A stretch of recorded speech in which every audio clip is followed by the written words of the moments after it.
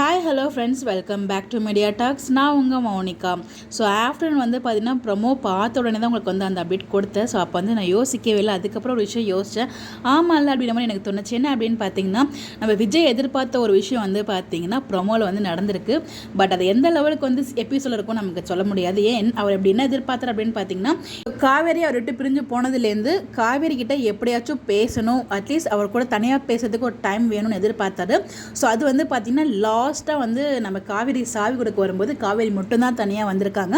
So Vijay தாத்தா எல்லாருமே எதிர்பார்த்து அந்த ஒரு மொமெண்ட் வந்து அங்கே நடந்திருக்கு. ஆனால் அதோடய வந்து ப்ரொமோ கட் பண்ணிட்டாங்க. எனக்கு தெரிஞ்ச அந்த இடத்துல அவங்க இருந்தாங்கன்னா கண்டிப்பாக விஜய் வந்து அவர் என்ன நினைக்கிறாரோ அதை பேசி மன்னிப்பெல்லாம் கேட்டுருவார். பட் ஆனால் அந்த மாதிரி கொண்டு போக மாட்டாங்க.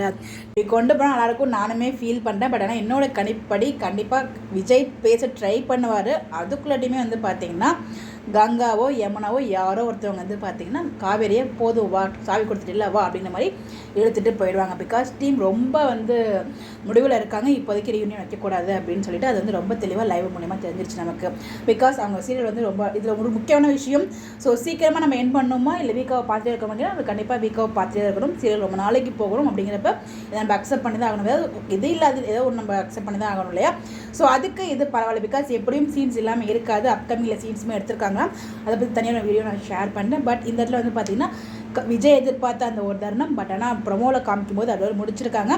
பட் சீரியலில் கண்டிப்பாக வந்து பேச ட்ரை பண்ணும்போது வந்து தடுத்துருவாங்கன்னு நினைக்கிறேன் என்னோட கேஸ் படி. பற்றி நீங்கள் நினைக்கிறீங்கன்னு சொல்லி மறக்காமல் உங்களோட ஒப்பீனியனை கமெண்ட்டில் ஷேர் பண்ணுங்கள். இந்த மாதிரி பெட் தெரிஞ்சுக்க நம்மளோட சேனலை ஃபாலோ பண்ணிக்கோங்க. Bye bye.